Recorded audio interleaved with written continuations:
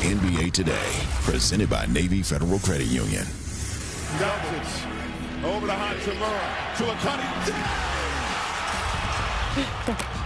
Hey, coming up on NBA Today, the Lakers, they started off their Grammys road trip with a dub in Denver. Luka Doncic says it's a big deal, but what does Big Perk think? Plus, speaking of wins, how the Rockets top Wemby and the red-hot Spurs. We have dueling tape breakdowns to show you the X's and O's. And we unpack GM Mike Dunleavy's candid comments about the Warriors last night. What does it all mean for Golden State with the deadline looming? NBA Today starts right now.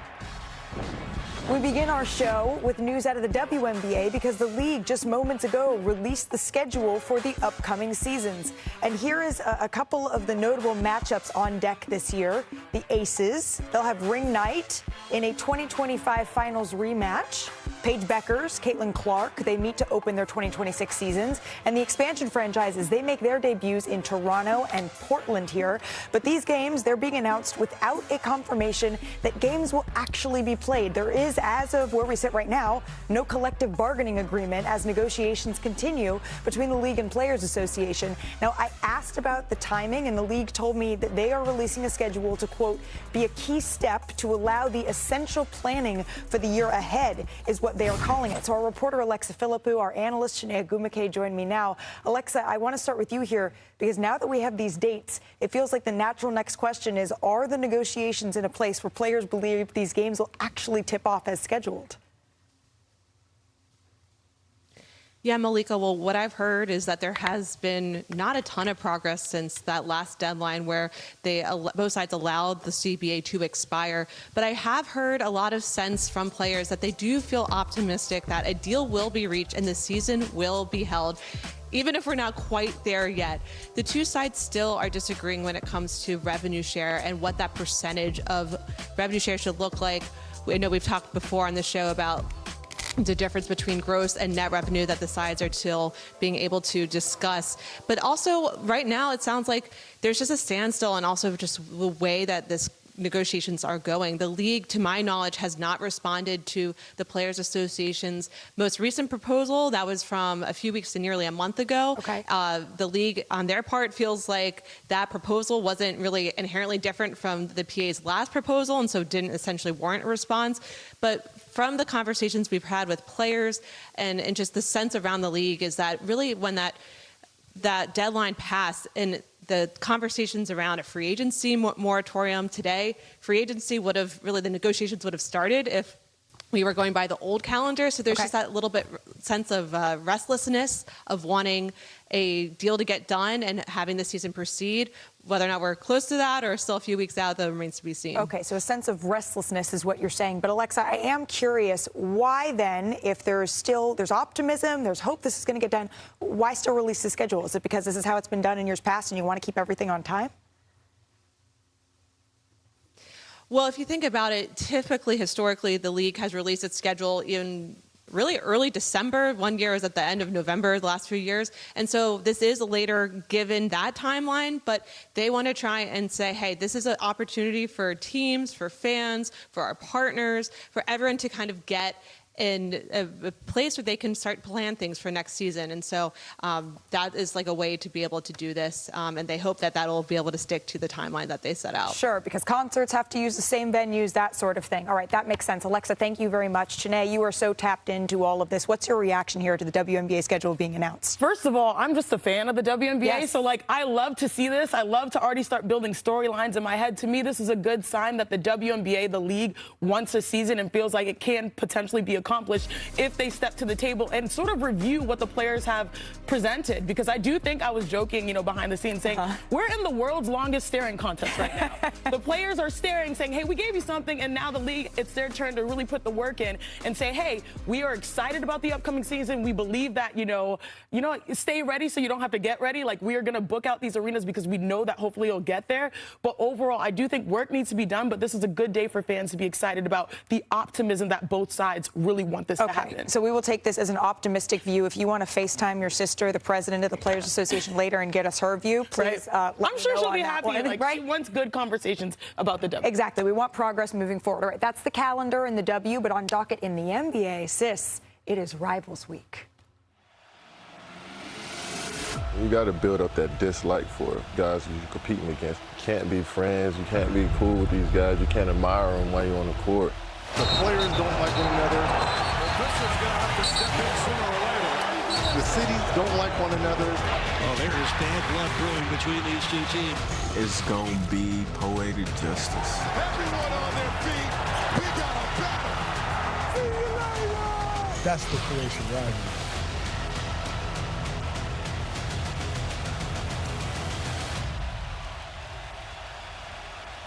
Danny, Perk, Janae, take a look at the star power on ESPN this week. Spida Mitchell, LaMelo Ball, Shea, Giannis, Luka, LeBron, Ant-Man. Smoke.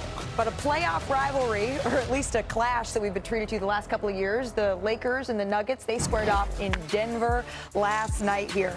We're going to pick this one up. Remember, Nikola Jokic still on the sidelines here, Janae. But Denver, they have been cooking without him, and they shot the heck out of the three in the first half. Oh, absolutely. Spencer was knocking it down, but that man, future All-Star Jamal Murray, had himself a first half. This shot got me out of my seat, and that was his All-Star moment for me. It sealed the deal. That sealed the deal? Well, yeah. Jamal... Plus everything the first half this season. That when he lets it fly, he is certainly potent. 26 points in the first half for Jamal Murray. But this game, it was far from over yet. So we're going to head to the third quarter here. Less than 8 minutes to go. Luka, he had himself a night here, Perk. You damn right he did. Just completely took it over. Look, was the best player on the floor, getting it done on both ends. A 38-point triple-double. And watch this here, defense to offense. That's some Wemby-type vibe. Yeah, he definitely stepped up defensively last night, too. I was impressed. Even though Jamal had 26, he played pretty good contested shots, and the second half was a different story for them. LeBron hits the pull-up three in transition. L.A. outscored Denver 29-17 in the third, thanks to 9 points apiece from Doncic and James here. But to the fourth we go, Shanae. Oh, I'm so excited because this was just balanced offense by the Lakers. He found Hayes multiple times. Those dunks that we got to know in Dallas, they finally arrived in Los Angeles, and it just felt like a smooth offensive night for all parties involved. By the way, Luka dished out 10 assists to go along with 38 points and 13 rebounds in this one. Under 2 minutes of play, now a 6-point lead. Watch your head. Snatch the screws out the room. That's exactly what that was.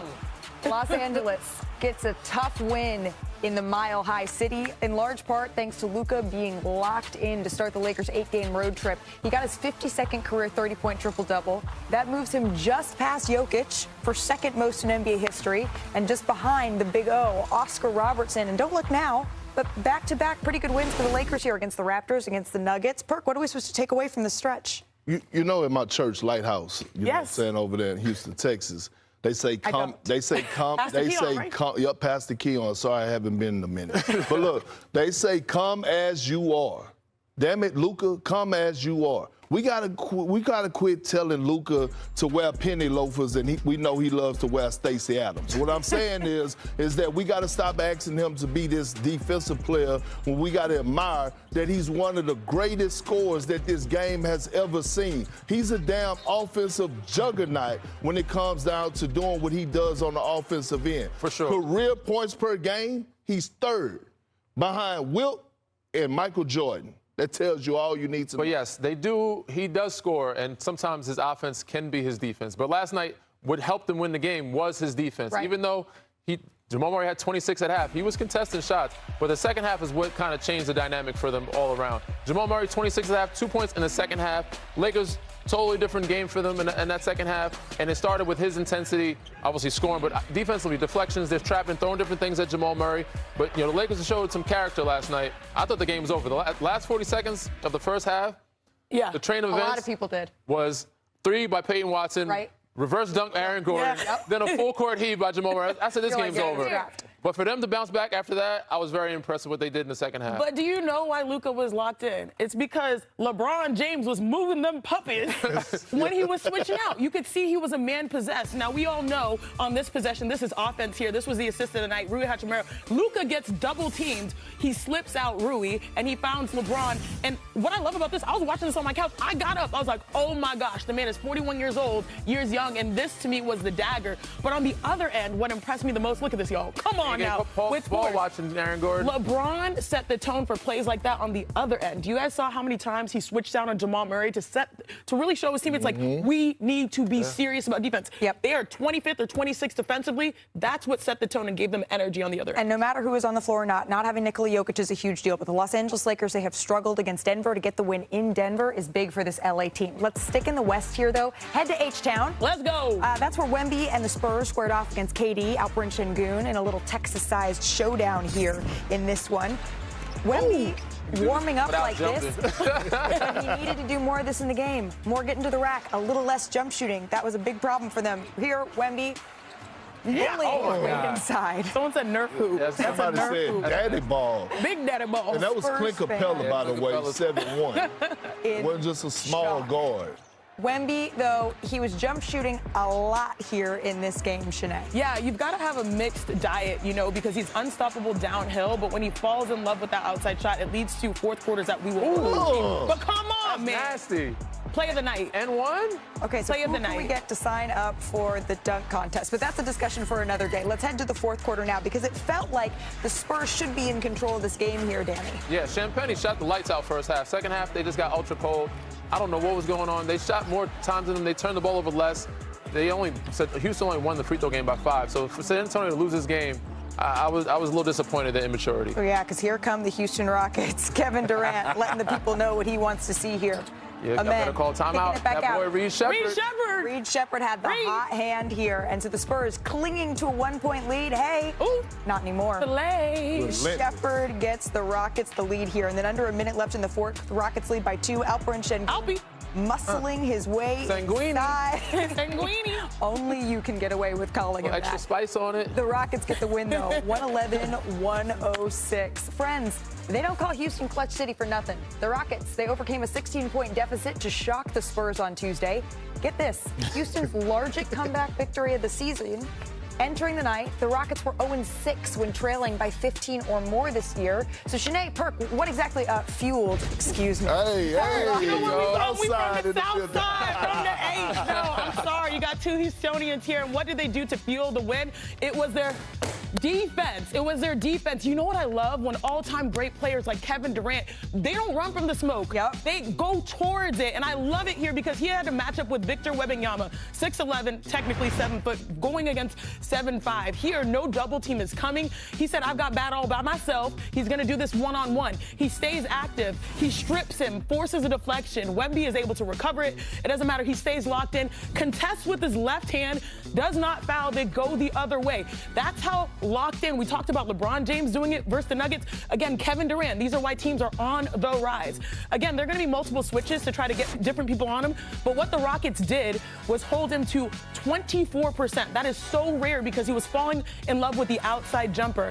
I want to show you guys the shot chart because he was 1 for 11, Victor Wembanyama, in the second half, but 1 for 7 in the fourth quarter. A lot of outside jumpers, and the only shot he made was at the rim, and that was with 2 seconds left. A masterclass of defense on the guy who's virtually been unguardable, Perk. But it wasn't just Kevin Durant. It was also your favorite guy, Baby Jokic, right? Yeah, it was. He don't want to be called Baby Jokic, so we're just going to call him the H-Town big man for now until I get him a nickname. But Alperen Şengün was a monster last night. And every time he matches up against Wemby, he takes it personal. You see those numbers. But last night, they did a great job of having the correct personnel around Alperen Şengün, and they had spacers and shooters. And they ran pick and rolls with him being the primary ball handler because of his decision making. And we see right here, he gets caught in no man land. All you have to do is cut with him, right? Jabari Smith does an excellent job of cutting off, getting to his shot. That was one of Alperen Şengün's 9 assists. And then here we are again.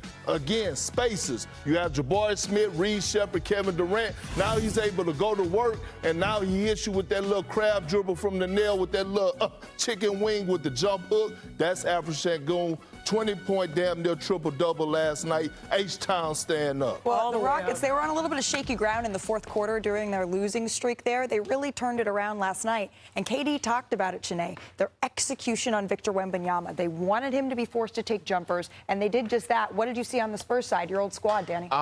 So I was a little disappointed. Yeah. You shot 22 more attempts to them. You out-rebounded them. You only lost the free throw game by 5. You turned the ball less than them. How do you lose that game? You had a great, first half, shot the ball well.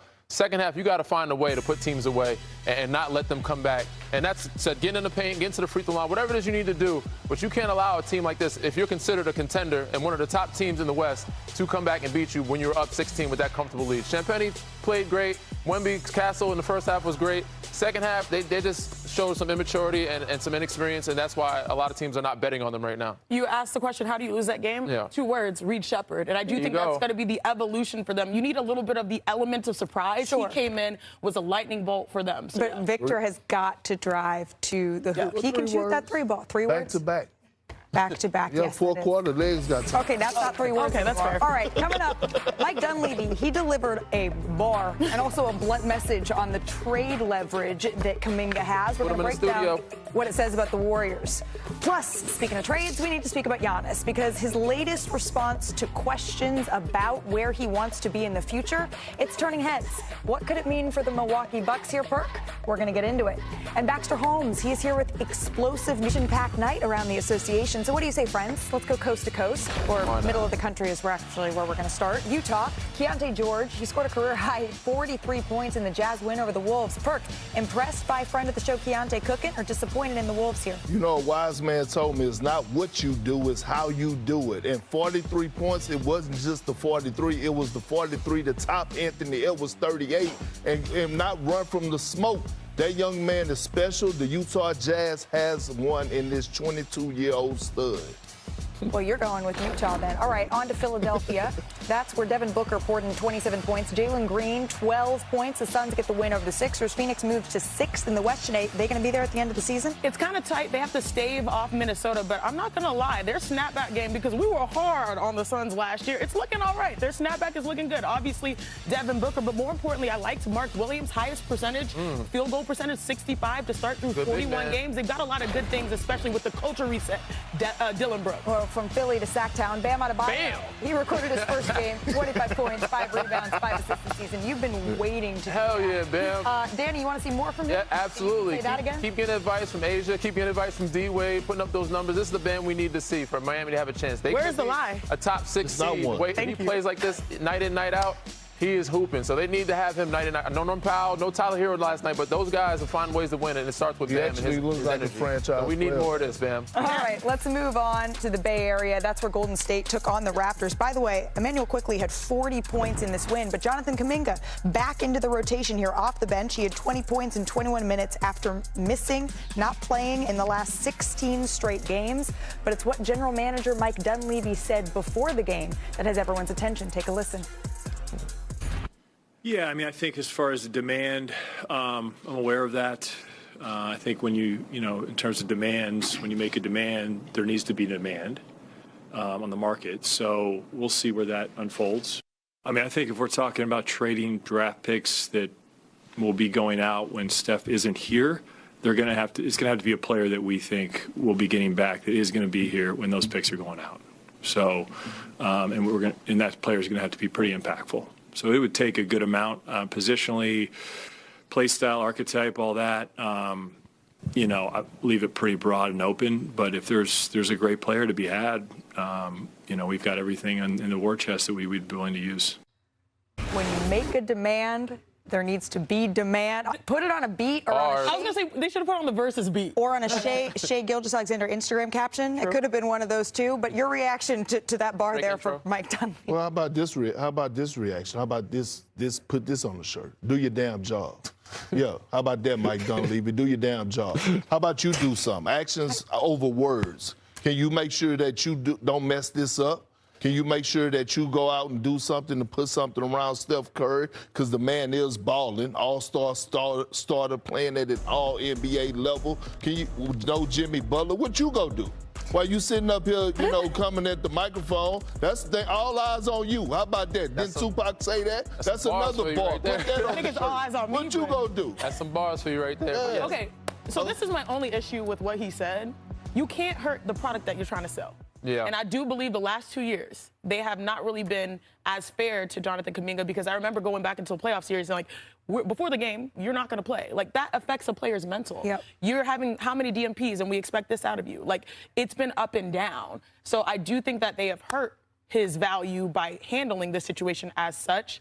But I can't lie. was a bar. It was a bar, and that was also, Perk, you had the bars for sure for Mike Dunleavy. But for me, I just want to see Kuminga ball out. I want to see him hoop, be a professional, go in. You had 21 minutes. You got 20 and 5. Keep doing that. Let them know. You can still let them know F you by bowling out and let other teams around the world know that I'm valuable and that my contract's a cheap one. So come get me. I'm a valued player. I'm a young athletic wing that can score the ball, and everybody can use one of those. I do think the Warriors are in a little bit of a precarious situation, though, and Mike Dunleavy has some decisions to make because the picks that are beyond, those future picks that are beyond Steph's tenure, those are going to be incredibly valuable because what happens after dynasties, teams tend to not be very good. And so they need to be very judicious and careful with the moves that they want to make in order to continue to maximize around Steph. And so Mike Dunleavy, I do think, has been doing that to try to make those moves, even tough decisions like trading Clay. But now there's going to be acute decisions that have to be made.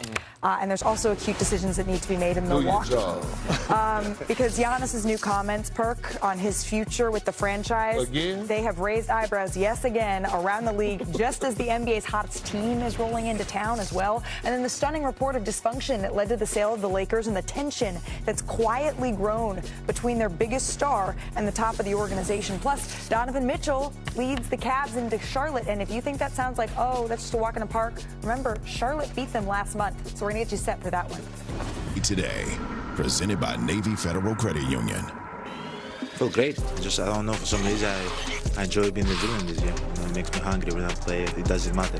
I just love playing basketball, and anything that can kind of spark my fire in me, I love it. Waking up and doing it over and over again, no matter the outcome. Fakes, drives, bumps, spins, steppers, got it. Alexander, he's got it. He is feeling it. It allows you to grow, allows you to make strides, and that's all I really try to do.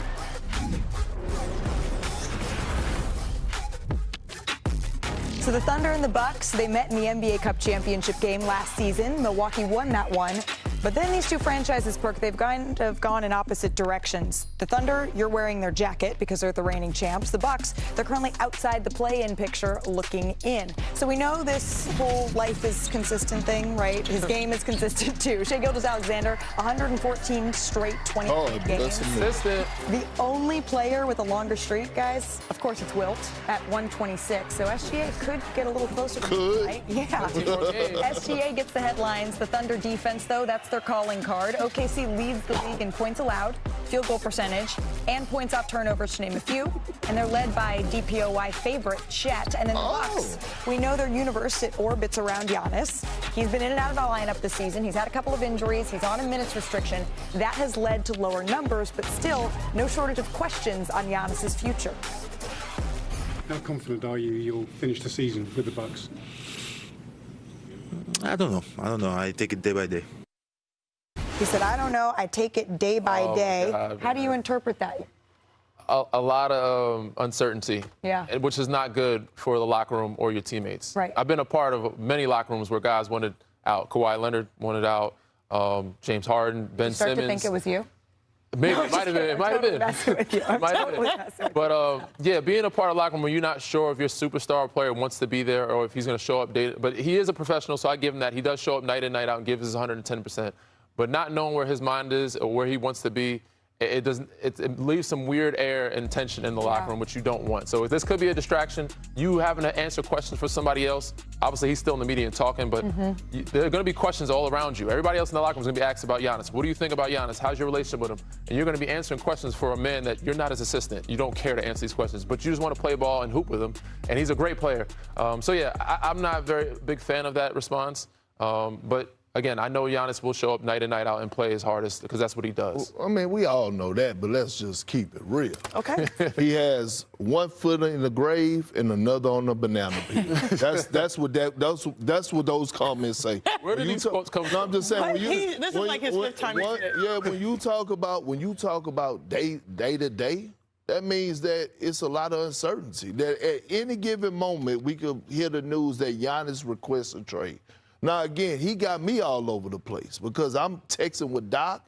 I'm trying to figure out details. I'm going outside my comfort zone, and now I'm becoming an insider. You know what I'm saying? That's how much I'm deep diving into this situation. Perk. But my true feelings about this, it is time. Yeah. Like, it's time to part ways. And you know what's attractive? You know what's if I'm Giannis, you know what I'm thinking about? What? I'm looking at Steph. Jimmy goes down. Jonathan Kuminga. They got the picks. Hey, we know what, 2-3 years ago, maybe 4 years ago, who Giannis wanted to play with in the All-Star game? What? I've been saying this. I mean, he portrayed Dame. Giannis, say it out loud. I've been saying that's my dream, and I know Malika will be happy to see Giannis in the Bay because they've been missing a post. I said this countlessly. Like, if we could dream about it, I could see him there. But a couple of things. First, Giannis has you in your feelings. I know you like to think so deep in your feelings. Look, my biggest takeaway from your amazing conversation with Bobby Portis yesterday, Bobby said 13 years is a long time. They understand in the league, like, loyalty is not, completely guaranteed, but 13 years, you brought a championship. Like, these are realistic things that can happen. That's enough, right? You don't want to leave when it's too late. He saw a former guy that he played with, Dame, probably do the same thing. Secondly, Giannis, this matchup, the only thing I really care about, I know y'all think about the big picture, little thing, you made a sound when we said Defensive Player of the Year favorite, Chet Holmgren. Yeah. I want to see that matchup. Oh, you going to see it tonight? I want to see that because Giannis is a DPOY. And if there's a defense that is sort of rebuilding itself back to where it was last year, coming on with wins, feeling more confident, it's the Thunder. And to see Giannis go up against that, to see, that's the ultimate test, the guy that plays so hard. So I'm excited for the matchup, but I also think, they're playing it right. Last but not least, but I know it's hard for the Milwaukee Bucks. We're talking about top 5 greatest power forward of all time, one of the most dominant players of all time. It's hard to part ways with a generational talent like that. I get it. That's, what I'm saying? I understand that part. It's a little PTSD because, Kareem was there, won a championship, then went over to the Lakers. Sure. Like, Bucks history. So, it's hard. This it's is, scary. and, Decades ago, it's this is going to continue to be a conversation every time the Milwaukee Bucks play. Giannis is asked about this and makes those sort of comments. But I do want to get to the play a little bit because OKC against Milwaukee going down tonight. I know you're looking at the big man matchup. You're damn right. I'm looking at Chet Holmgren and I'm looking at Giannis Antetokounmpo, and I'm looking at Chet. When you talk about one of the most versatile bigs in the game, that's him. Yes, he gets it done on the defensive side of things, but his offensive package is underrated. And with no Isaiah Hartenstein, Chet has elevated his game. And now he's become that certified number 2 robbing the SGA, while J-Dub has been out on the offensive end. I'm looking forward to this matchup. I'm looking at Giannis's mindset, his approach. We know he's going to come in, he fights every night.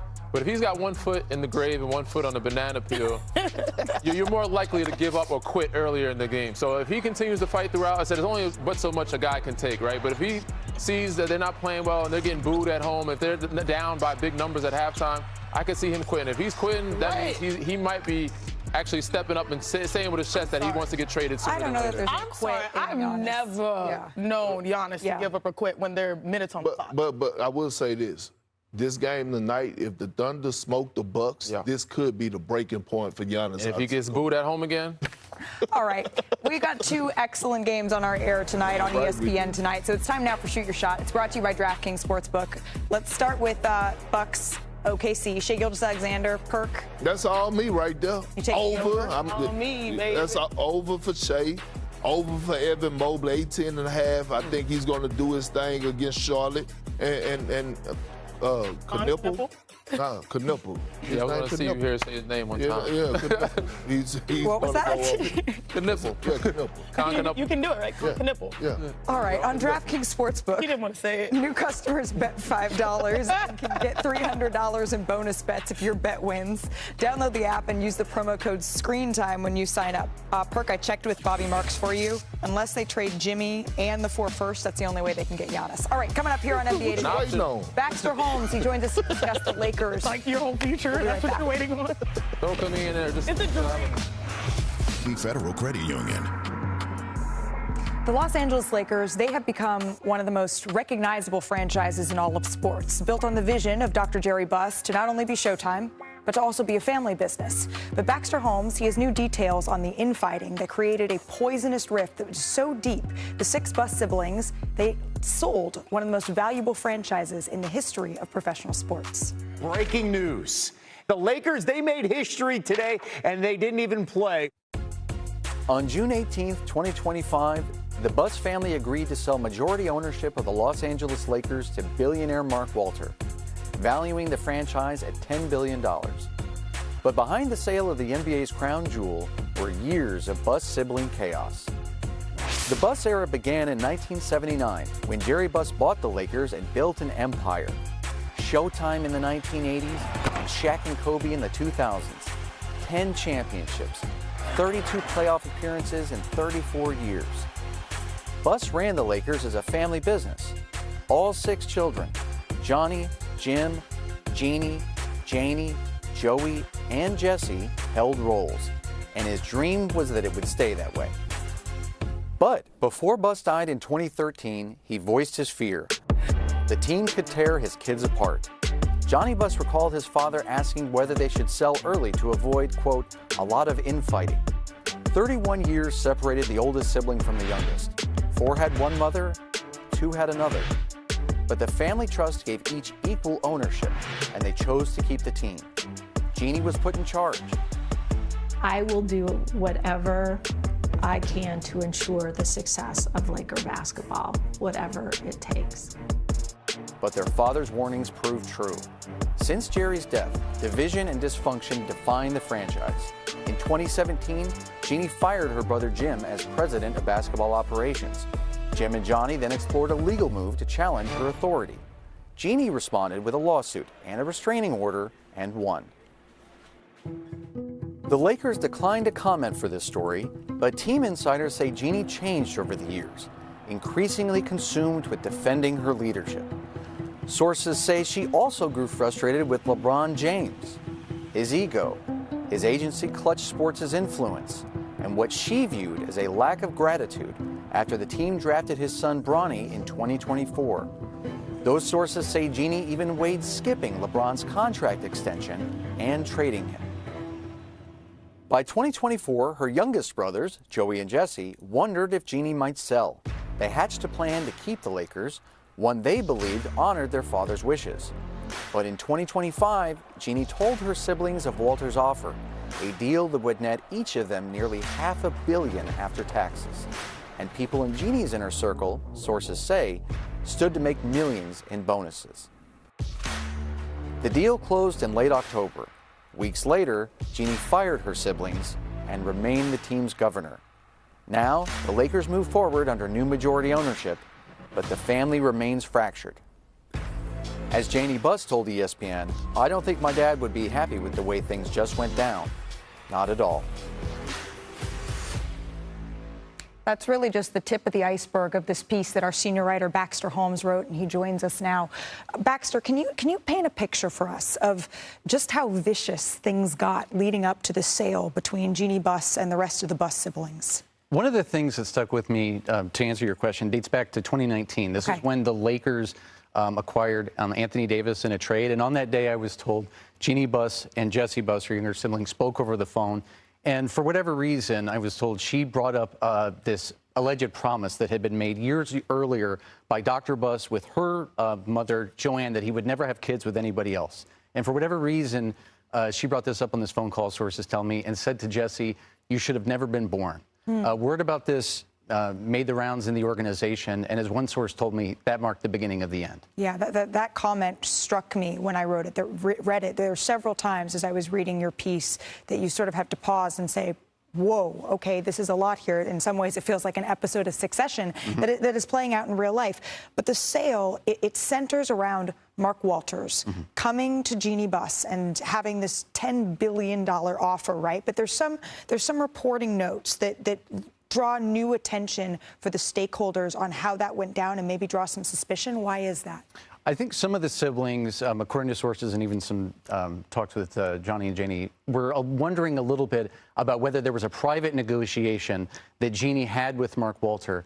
Some of the suspicion comes from what they described as bonus payments to some members of Jeannie's inner circle because of the sale. And that includes people like Linda Rambis, I was told, getting paid $24 million, Kurt Rambis getting paid $8 million. I'm told those numbers were a nod to Kobe Bryant's jersey numbers. I was told that Joey and Jesse Buss wondered if she had violated a breach of the trust by negotiating privately, and if it could there could be a judge who steps in and says this was done improperly, something like that. Ultimately, that didn't happen. Okay, so if there would be any legal recourse there, and very interesting note that those numbers are 8 and 24, and sort of a strange note as well. Another detail in this story is the relationship, or the deteriorating of the relationship between LeBron James and Jeannie Buss. What more can you tell us? It's my understanding this has been festering for some time. If you go back to when LeBron joined the Lakers in 2018 through free agency, I was told that there was private grumbling from Jeannie about the way it was framed that LeBron was saving a floundering franchise when he joined, rather than him choosing to come there because it was a great front office and it was their kind of brilliance that they brought him there. Fast forward in some years, I heard about grumbling about at times his outsized ego, or Clutch Sports, the agency represents him, their control over the organization or seeking to exert control, feeling that he wasn't culpable enough or didn't take enough accountability for the failed Russell Westbrook trade. Told of multiple instances in which she talked about not wanting to sign him to a contract extension or feeling that he wasn't grateful enough, that the team didn't, when the team drafted Bronny James in 2024, even talking about trading him at one point. This is before he signed his, he got his no trade clause in 2024. So this has been an ongoing thing. Yeah, this is clearly, there are so many layers to all of this. And I think for me, as I was walking away from reading this, and we were chatting a little bit about it in the break, it's human nature to want to say who's the good guy and who's the bad guy in all of this. And there's one quote from Janie, one of the Buss siblings, that stuck with me when she was talking about her sister Jeannie. Jeannie doesn't have a mean bone in her body, and so she just has some tough decisions to make here. And I do think that's important to recognize, too, is this is incredibly complicated, these family dynamics, and it's playing out in this very public way. I encourage everybody to go to ESPN.com to read the rest of this fascinating story. Baxter, I cannot thank you enough. Thank you so much for your time. I appreciate it. On the court, though, the Lakers, they keep on rolling. LeBron is adding more chapters to his resume, and last night in Denver, Perk, he took flight. The 41-year-old, I mean, I feel like we need to see this a couple more times. That's the LeBron cut. He invented, I'm not lying, he started that. Look, Rui. Look out below. One assist, the most important, Rui. Yeah, well, but look at Luka with the hockey assist, though, by accident. Correct. It is Rivals Week. So we thought some of the rivals that we've been seeing the NBA put up, why don't we put up LeBron versus Father Time? That feels as apt as any of them, right? These are some top moments that belong in a top at the top. Number 5, it comes in the bubble playoffs when he slammed it. Watch out, Russ. Over his future teammate. Everybody take for granted them first 3 steps to get out in transition. Yeah, you're right. That's what Number 4, he was 37. This is 2022. Oh, this is bad. Oh, Kevin. Still bringing it to the wedding, though. That's the only dunk LeBron felt bad about, real talk. He didn't want to do that to his Step all on his chest. In 2023, he certainly didn't feel bad about this. These two go way back. Paul George on the other side. LeBron was 39 when he did that.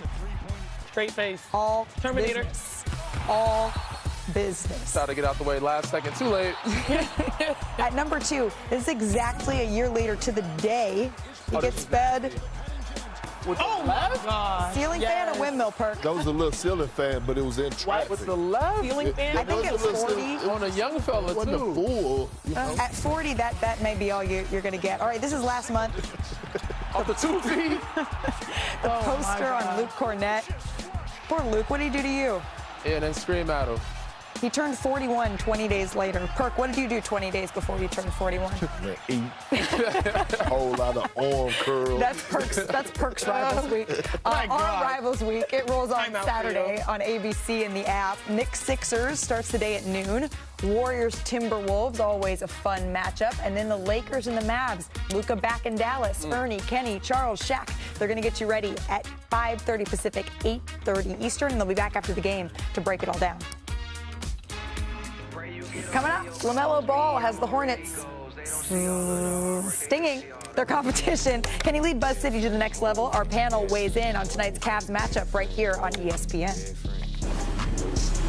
We're watching a box office talented young man, LaMelo Ball. So much ice, too much, had the ice to learn. We all want to win, so just trying to do the best. Mitchell, whooping the alley. I think he's underrated. Mitchell, last chance. No level of complacency, whether we're up, whether we're down, still trying to be the best team we can be. We have Cavs Hornets tonight on ESPN, and Donovan Mitchell is putting up some big scoring numbers this year. His career high 29 points a game. It makes you have to double back, shout out Coco, and see where that ranks in Cavs history. Only LeBron all over had a higher mark for Cleveland. When it comes to scoring, though, the rookie Con Knippelperk is a revelation, especially on threes. The 20-year-old, he's third in total three-pointers. He is the fastest player to 100 threes ever. He needed just 29 games to get there. But when you talk about the Hornets, of course, it all starts with their maestro, LaMelo Ball. The former All-Star averaging over 7 assists for the 5th straight season. It's been impressive to see the turnaround, particularly since mid-December for this Hornets squad. They can light up the scoreboard. They're 7th in the league, nearly 117 points per 100 possessions. So, Perk, what is you look caught off guard there. No. What has impressed you most about these guys? You know, you can't build a house, you know what I'm saying, on sand because you know it's going to sink. They got the culture, right? They got the culture. They got the foundation now, right? Like, guys have bought in to Charles Lee, and Charles Lee has bought in into his roster, especially LaMelo Ball. Yep. And LaMelo Ball is playing with that joy again, right? Not only is he going to go out there and we know he can go get his and have 30 on any given night, but we're talking about the 7.5 plus assists, making guys around him better, but he has that joy back. It's not anger anymore. So this is the Charlotte Hornets' only game on ESPN this year. Eric Collins. Shout out to them. Eric Collins is phenomenal on their broadcast, but it is. One and not done. They're 9-9 since mid-December. They've made a starting lineup change. They've been 6-1 since they've made this change. But a lot of folks, or for the very first time, are going to see this season, right, are going to see a really exciting young team that has LaMelo Ball healthy. And for those that say, well, you know what, they're taking on the Cavaliers tonight,